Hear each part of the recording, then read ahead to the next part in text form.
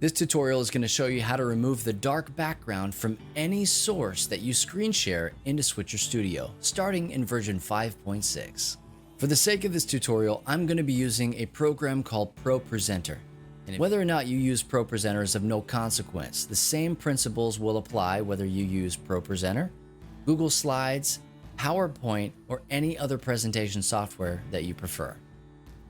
So let's dive right into it, and I'll show you the things that you need to have the same across all of those platforms.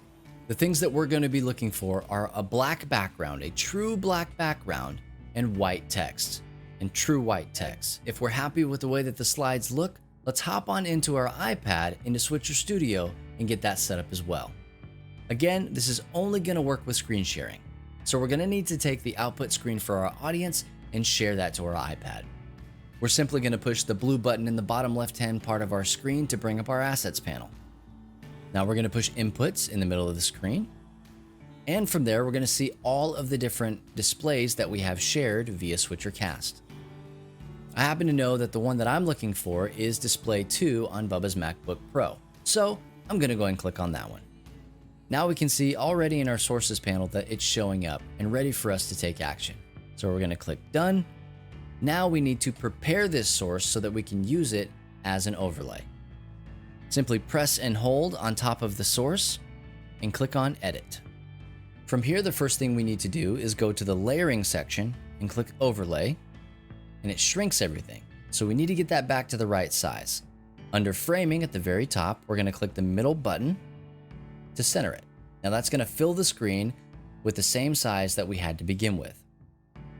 Last thing we need to do is scroll down inside of that window, and we're going to see Fade Black to Transparent.